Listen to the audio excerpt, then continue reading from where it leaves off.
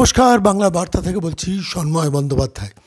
আজকে সরাসরি আমি প্রাক্তন বিচারপতি অভিজিৎ গাঙ্গুলির সঙ্গে টেলিফোনে কিছুক্ষণ কথা বলছিলাম। জানেন যে আরজিকর কাণ্ড নিয়ে আমি তাকে সরাসরি প্রশ্নটা করেছিলাম যে এই মুহূর্তে দাঁড়িয়ে যদি এই বিচার প্রক্রিয়া অর্থাৎ সিবিআইয়ের তদন্ত আপনার মনিটরিংয়ে হতো, অর্থাৎ আপনি যদি বিচারপতি চেয়ারে বসে থাকতেন এবং সেইখানে দাঁড়িয়ে আপনি সিবিআই তদন্তের নির্দেশ দিতেন এবং সিবিআই ইনভেস্টিগেট করছে, আপনি কী করতেন? খুব ইন্টারেস্টিং কিছু প্রশ্নের উত্তর দিয়েছেন, আমি সেটা আপনাদের কাছে শোনাবো। তার মধ্যে সবথেকে গুরুত্বপূর্ণ যে কথাটা বলেছেন পরিষ্কারভাবে, যে আমি বলতাম ইমিডিয়েটলি মমতা বন্দ্যোপাধ্যায় টেলিফোনটা নিয়ে নিন। সেই দিন ঘটনা যেদিন ঘটেছে 9ই আগস্ট সকাল থেকে রাত পর্যন্ত মমতা বন্দ্যোপাধ্যায়ের সঙ্গে কার কথা হয়েছে, কী কথা হয়েছে, কতক্ষণ কথা হয়েছে, এবং এই দ্রুততার সঙ্গে ডেড বডি শ্মশানে নিয়ে যাওয়া, সেখানে দ্রুত দাহ করা, সেকেন্ড পোস্টমর্টম করার সুযোগ না দেওয়া, তার পরিবারকে আড়াল করে রাখা, সমস্ত কিছুর মধ্যে লুকিয়ে রয়েছে সেই তথ্য, যে তথ্য বলে যে এ রাজ্যের মুখ্যমন্ত্রী মমতা বন্দ্যোপাধ্যায় তথ্য লোপাটের মূল কারিগর, ফলে তাকে কাস্টাডিতে নেওয়াটা দরকার। আমি নির্দেশ দিতাম পরিষ্কারভাবে। অভিজিৎবাবু যা বলেছেন আমি সেইটা আপনাদের কাছে শোনাবো। আমি সরাসরি তাকে টেলিফোনে ধরেছিলাম বাংলার বার্তার তরফ থেকে, তার কথাটা শোনাবো। কিন্তু তার আগে এই মুহূর্তে দাঁড়িয়ে অভিজিৎবাবু গতকাল একটা বক্তৃতা করছিলেন, আমি বক্তৃতাটা শুনছিলাম। বক্তৃতায় খুব গুরুত্বপূর্ণ কিছু কথা বলেছেন, আমি একবার শুনিয়ে নেবো আপনাদের। তৃণমূল কংগ্রেস তারা বলছে যে আমরা অপরাধীর শাস্তি চাই। ওই দেখুন ওইখানে একটা হোর্ডিং ঝুলছে, তৃণমূল কংগ্রেস দিয়েছে, এবং তারপর নিচে লিখেছে রাম বাম শ্যাম ঐক্য নিপাত যাক। তোমরা দোষীর শাস্তি চাইছো, তোমরা তো দোষীকে আড়াল করে দিয়েছো। আপনারা এটা মনে করবেন না যে আমি শুধুই একটা ফাঁকা আওয়াজ দিয়ে এই সব কথা বলে আপনাদের এখান থেকে চলে যাব।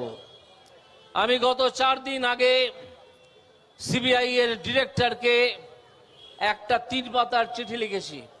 3 পাতার চিঠি লিখে আমি টাইম লাইনটা দেখিয়েছি যে কোন সময় মৃত্যু, কোন সময় মৃতদেহ দেখা গেল, কোন সময় মৃতদেহকে বাবা মাকে দেখতে দেওয়া হলো, তারপর কি হলো, এই সমস্ত লিখে আমি সিবিআই ডিরেক্টরের কাছে 3 দিন আগে ইমেল করে একটা চিঠি পাঠিয়েছি।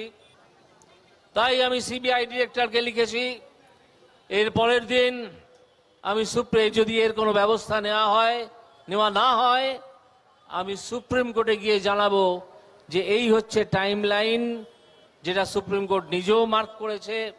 এখনো মিথ্যে বলছেন। কিরকম মিথ্যে? যে একটা আইন পাশ করব ধর্ষণ হলে যাতে ফাঁসি হয়। কি আইন পাশ করবে? আইন তো এর মধ্যে আছে, আইন তো আছেই, থাকা আইন আবার তুমি পাশ করবে? এই সব ঢপকেতন তুমি আর মানুষকে বলো না, মানুষ বুঝে গেছে। ফাঁসির সাজা যে ধর্ষক তাকে শোনানোই যায়, আদালত শুনিয়েও থাকে। আপনারা একটু আগে শুনেছেন নির্ভয়া হত্যা মামলায় 3 জনের ফাঁসির আদেশ হয়েছিল। তার মধ্যে একজন নিজেই গলায় দড়ি দিয়ে মারা যায়, বাকি দুজনের ফাঁসি হয়। তো ফাঁসি তো হয়েছিল, তুমি আবার ফাঁসির কি আইন আনবে? এই আইন আনাটাই তো একটা অবৈধ কাজ। রেপ অ্যান্ড মার্ডারের ফাঁসির আইন ভারতবর্ষে বহু দিন ধরে আছে।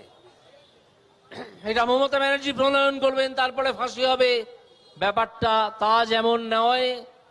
তেমনি একজন অপরাধীকে ধরে চালান করলেই বিচার করে আদালত তার ফাঁসি দেবে, ব্যাপারটা সেরকমও নয়। সে যে কাজটা করেছে সেটা প্রমাণ করতে হবে আদালতের কাছে। আপনারা শুনছিলেন অভিজিৎবাবু কি বলছিলেন, এবং ধর্ষণের জন্য আইন আসবে বিধানসভায়, আনবেন রাজ্যের মুখ্যমন্ত্রী মমতা বন্দ্যোপাধ্যায় সম্ভবত 3 তারিখ বিধানসভায়, এবং সেটা তিনি আনবেন। তবে ধর্ষণের জন্য ফাঁসি হবে ব্যাপারটা কিন্তু তা নয়। নির্ভয়া হত্যাকাণ্ডেও কিন্তু ফাঁসি হয়েছে। এবার প্রশ্নটা হলো ফাঁসি হয়েছে কেন? কারণ দিল্লিতে সরকার কখনো অপরাধীদের বাঁচানোর চেষ্টা করেনি। সমস্যা হচ্ছে পশ্চিমবঙ্গের সঙ্গে তফাৎ এখানেই, এখানে সরকার অপরাধীদের বাঁচানোর চেষ্টা করছেন। আপনারা কেউ কেউ লিখেছেন এটা ঠিক, যে অভিযোগকারী আর অভিযুক্ত সবাই বলছেন উই ওয়ান্ট জাস্টিস।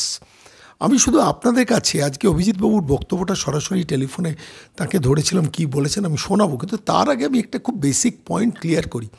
যারা চিৎকার করে স্লোগান দিচ্ছেন না উই ওয়ান্ট জাস্টিস, আচ্ছা বলুন তো, যদি অভিযুক্ত, ধরুন সঞ্জয় রায় একাই অভিযুক্ত হলো শেষ পর্যন্ত, তার ফাঁসি হয়ে গেল, তাহলে কি ডিমান্ডটা মিটে গেল? না।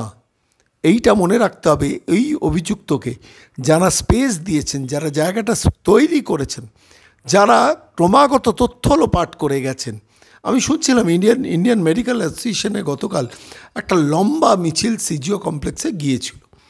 সেখানে একজন দায়িত্বশীল পদকর্তা ডাক্তারবাবু বলছিলেন সংবাদ মাধ্যমের সামনে, খুব অ্যাপ্রোপ্রিয়েট কথা বলছিলেন, যে আজকের দিনে দাঁড়িয়ে ক্রমাগত অভিযুক্তদের আড়াল করার চেষ্টা হচ্ছে। এই যে অভিযুক্তদের আড়াল করার চেষ্টা, এখানেই লুকিয়ে রয়েছে আসল অপরাধটা, এবং এই অপরাধীদেরও শাস্তি চাই। কয়েকদিন আগে শুভেন্দুবাবু তার বক্তৃতায় বলেছেন যে যিনি অভিযুক্ত, যিনি আসামি, যিনি কনভিক্টেড হবেন, তাঁর যেমন ফাঁসির দাবি করা উচিত, সেই অপরাধীকে যারা সাহায্য করেছেন, সহযোগিতা করেছেন, তথ্য লোপাট করার ব্যবস্থা করেছেন, তাঁদেরও কিন্তু একই সঙ্গে ফাঁসিটা চাই। এক। দ্বিতীয়ত, যে বিষয়টা আমাকে খুব বারবার করে ভাবিয়েছে, সেটা আমি ইন্ডিয়ান মেডিকেল অ্যাসোসিয়েশন একজন দায়িত্বশীল ডাক্তারবাবু বলছিলেন, যে ক্রমাগত লালবাজার থেকে গত কয়েকদিন ধরে ক্রমাগত ডিফেন্স করা হচ্ছে অপরাধীদের হয়ে। একটু ভালো করে খেয়াল করুন, পরিষ্কার তিনি বলছেন, লালবাজার থেকে ডিসি সেন্ট্রাল ইন্দিরা মুখোপাধ্যায় যে প্রেস কনফারেন্সগুলো করছিলেন না, প্রত্যেকটা প্রেস কনফারেন্সে অপরাধীকে আড়াল করার প্রবণতা। এমনকি আমার তো নিজের মনে হয়েছে যে সুপ্রতিম সরকারকে দিয়ে যে প্রেস কনফারেন্স করানো হয়েছে, সেখানেও অপরাধীদের আড়াল করার চেষ্টা, অর্থাৎ লালবাজার অপরাধীদের আড়াল করার জন্য নেমেছেন। এবং সেই জন্যই ডাক্তাররা সম্ভবত 2 তারিখ বা 3 তারিখ তারা কিন্তু একটা লম্বা মিছিল করছেন লালবাজারের উদ্দেশ্যে, এবং সরাসরি লালবাজারে যাবেন বিনীত গোয়েলের পদত্যাগের জন্য। জানি না শেষ পর্যন্ত কী হবে, কিন্তু আমার নিজস্ব একটা ধারণা, শেষ মুহূর্তে যে দাবানল জ্বলেছে, সারা পশ্চিমবঙ্গে কয়েকশো মিছিল, প্রতিবাদ, প্রতিরোধ প্রতিদিন হচ্ছে, প্রত্যেকটা দিন হচ্ছে। এই দাবানলের আগুন মেটাতে মমতা বন্দ্যোপাধ্যায়কে দুজনকে বলি করতে হবে, একজন সন্দীপ ঘোষ, আরেকজন হচ্ছে বিনীত গোয়েল। এই সন্দীপ ঘোষকে সাসপেন্ড করতে হবে, বিনীত গোয়েলকে অন্য ডিপার্টমেন্টে ট্রান্সফার করতে হবে। তাহলে কিন্তু মানুষের রাগ কিছুটা হলেও, সামান্য হলেও কমবে, পুরোটা কমবে না। আমি সরাসরি এবার চলে যাব প্রাক্তন বিচারপতি অভিজিৎ গাঙ্গুলির কাছে। যে কথা তিনি শুনিয়েছেন, খুব মারাত্মক কথা তিনি বলেছেন, যে আমি 3 পাতা চিঠি দিয়েছি সিবিআইকে, টাইম লাইন সংক্রান্ত সমস্ত বিষয়গুলো উল্লেখ করে দিয়েছি, এবং প্রয়োজন হলে আমি আদালতে যাব, সুপ্রিম কোর্টে।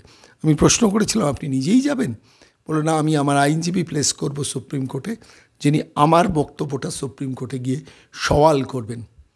আমি সরাসরি আজকে এই মুহূর্তে বাংলা বার্তায় নিয়ে যাব অভিজিৎবাবুর কাছে, যিনি পরিষ্কার বলছেন মমতা বন্দ্যোপাধ্যায়ের টেলিফোনটা ইমিডিয়েটলি, মোবাইলটা ইমিডিয়েটলি সিবিআইয়ের নেওয়া উচিত, এবং মমতা বন্দ্যোপাধ্যায়কে কাস্টডিতে নিয়ে ইন্টারোগেশন করা দরকার বলছেন প্রাক্তন বিচারপতি অভিজিৎ গাঙ্গুলি। কেন বলছেন, তার যুক্তি কি, শুনুন। এরকম উদ্ভট শব্দ বন্ধ আমি এর আগে শুনিনি। উইলফুল রেপ, যিনি লিখেছেন তাকে প্রশ্ন করা দরকার যে তিনি আসলে কি লিখতে চাইলেন। উইলফুল রেপ শব্দের অর্থটা কি? এইসব বলে কি একটা বিরাট ধোঁয়াশার সৃষ্টি করতে চাইছেন? উইলফুল রেপ বলে কিছু আমি শুনিনি, কিছু হয় বলে আমি জানি না, আমার অভিজ্ঞতায় নেই এরকম জিনিস। সাপ্রেশন অফ ফ্যাক্ট তখন হয় যখন আপনি তথ্য প্রমাণগুলো লুকিয়ে ফেলেন, ধ্বংস করে দেন, তথ্য প্রমাণ নষ্ট করেন। আমার অভিজ্ঞতা বলছে যে এই তথ্য প্রমাণ সম্পূর্ণত নষ্ট করা হয়েছে। এর মধ্যেই বিভিন্ন ভিডিও মানুষের চোখের সামনে এসছে, যে যেখানে মেয়েটির মৃতদেহ পড়েছিল সেখানে কত লোক। পুলিশ তো মূর্খ নয়, তখন তো পুলিশ পৌঁছে গেছে। পুলিশ এত লোককে ঢুকতে দিল কেন? তাহলে পুলিশ কি ছেলে খেলা করছিল ওখানে দাঁড়িয়ে? তো এটাই তো বোঝা যাচ্ছে যে হ্যাঁ পুলিশ ছেলে খেলা করছিল, সিরিয়াসলি নেয়নি। হুম পুলিশ কাকে আড়াল করার জন্য এগুলো করছিল এবং কার নির্দেশে করছিল, এইটা হচ্ছে আসল প্রশ্ন। ঠিক। কার নির্দেশে করছিল? হুম যাকেই আড়াল করতে চাক তারা ওই হসপিটালে বা তার আশেপাশেই আছে, হুম তার আশেপাশেই আছে, তাদের পরিচয় খানিকটা খানিকটা ওখানকার লোক জানেও। হুম তাদেরকে আড়াল করার জন্যে মুখ্যমন্ত্রী ছাড়া অন্য কেউ যদি নির্দেশ দিতেন, পুলিশ কিন্তু কাজ করতো না, কারণ পুলিশ মন্ত্রী হচ্ছেন মুখ্যমন্ত্রী। ঠিক। আপনি ভাবুন তো, মুখ্যমন্ত্রী যদি বলতেন এটা একেবারে স্পষ্ট,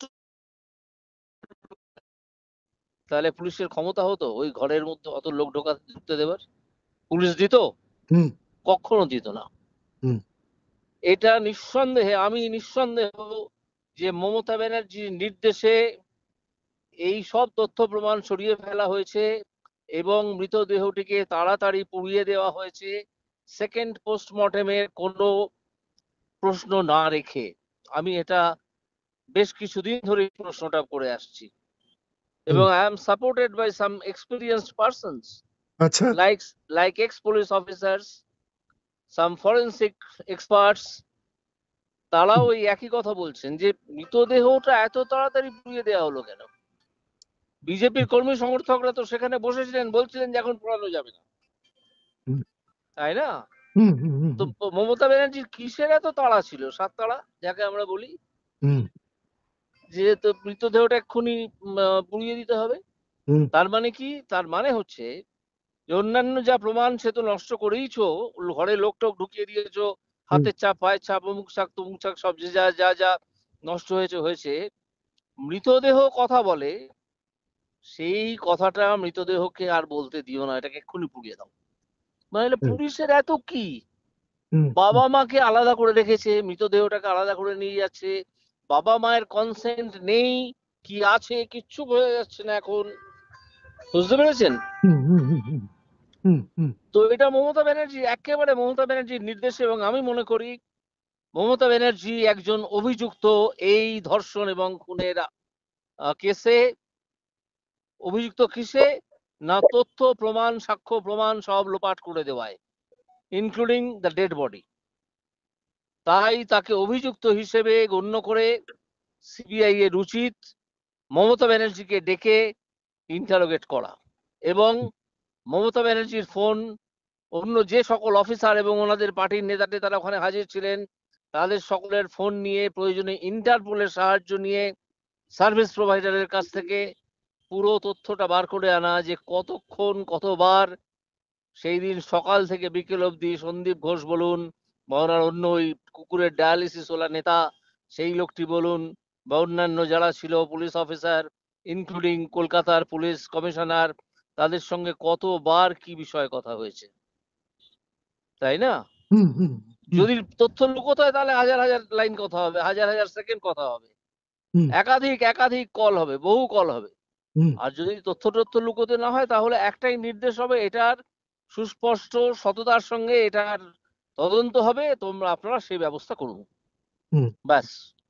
তো তা তো হয়েছে বলে মনে হচ্ছে না। আমার মনে হয় সিবিআই এর উচিত ইন্টারপোলের সাহায্য নিয়ে এই কল রেকর্ড বার করে আনা এবং মমতা ব্যানার্জিকে জিজ্ঞাসাবাদ করা যে আপনার ভূমিকাটা কি কি ছিল, আপনি কতবার ফোন করেছিলেন, কাকে ফোন করেছিলেন।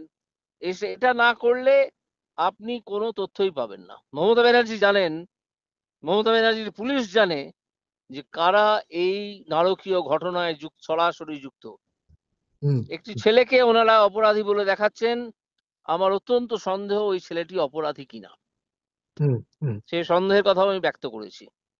আজকে আমরা যে অবস্থান করছি ধর্মতলার মোড়ে ডরিনা ক্রসিং এ, সেখানে আমি বলেছি যে মেয়েটির পরিচিত বন্ধু এরা সব বলছে যে এই ধরনের একটি ছেলে, ল্যাকপ্যাকে ছেলের পক্ষে সম্ভব নয় এরকম একটি স্বাস্থ্যবতী মেয়েকে এইভাবে এইভাবে আহ খুন করা এবং এত আঘাতের চিহ্ন রাখা।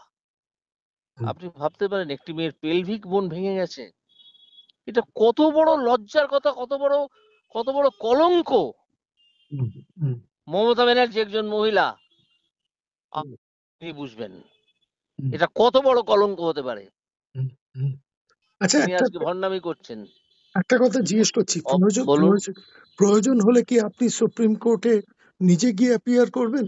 না, সেরকম নিজে হয়তো যাব না, আমি উকিল মারফত অ্যাপিয়ার করাবো, উকিল সেটা মারফত অ্যাপিয়ার করব। সেটা কি 5 তারিখই? না, এক্ষুনি 5 তারিখে হয়তো হবে না, হুম, কারণ আমাকে সিবিআই উত্তর দিচ্ছে কি দিচ্ছে না। আমি তো 3 দিন হলো সিবিআই ডিরেক্টরকে ইমেল করেছি। হুম, তো আমাকে আরো 2-3টে দিন ওয়েট করতে হবে। হুম, করে তারপরে যদি দেখি যে সিবিআই কোনো ব্যবস্থা করছে না, তাহলে আমার সুপ্রিম কোর্টে যেতে হবে। তো আমি জানি না সুপ্রিম কোর্ট কি বলবে। হুম, সুপ্রিম কোর্টে তো সব পণ্ডিত ব্যক্তিরা বসে আছেন আইনের, হুম। তারা ঠিক করবেন কি হবে না হবে। আপনার কাছে আমার শেষ প্রশ্ন, স্যার, সেটা হচ্ছে, ধরুন এই তদন্তটা যদি কোর্ট মনিটরড হতো এবং আপনার তত্ত্বাবধানে হতো, আপনি সিবিআই কে কি ডিরেকশন দিতেন? আমার তত্ত্বাবধানে যদি হতো এবং সিবিআই কে আমি ডিরেকশন দিতাম যে এক্ষুনি, এর অনেক আগেই দিতাম, হুম, যে এক্ষুনি মমতা ব্যানার্জিকে ইন্টারোগেট করা শুরু করো এবং যদি তিনি সাহায্য না করেন কাস্টোডিয়াল ইন্টারোগেশন শুরু করো। কেউ আইনের ওপর নয়। একটা খুন এবং ধর্ষণ অত্যন্ত অত্যন্ত নিন্দনীয়, নক্কারজনক, লজ্জাকর কাজ আমাদের জীবনের মধ্যে ঘটে গেল একটা সমাজে। হুম, সেটার জন্য যা যা করতে হয়, তার প্রথম কাজ হচ্ছে এই মুখ্যমন্ত্রীকে, মমতা ব্যানার্জিকে ইন্টারোগেট করা, প্রথম কাজ। ঠিক। বাকিদের তো হবেই। হুম, তার টেলিফোনটা নিয়ে হুম, সেগুলো থেকে যা যা রিড করা যায়, বা তিনি যে ফোন ইউজ করেন সেই হুম, ফোনের যারা সার্ভিস প্রোভাইড করেন তাদের কাছ থেকে প্রয়োজনে ইন্টারপোলের দ্বারস্থ হয়ে সব বার করা, যে কবে কবে কাকে কাকে সেদিন তিনি ফোন করেছিলেন, কতক্ষণ ফোন করেছিলেন, এবং যদি সম্ভব হয় কল রেকর্ড সম্ভব না হলে হবে না, তাকে জিজ্ঞেস করা হবে যে আপনি এতক্ষণ যে ফোন করলেন কাকে কাকে করলেন, এত ফোন কি কথা বললেন। ঠিক। অনেক তাই ধন্যবাদ না? স্যার, অনেক ধন্যবাদ। ধন্যবাদ। ধন্যবাদ। নমস্কার।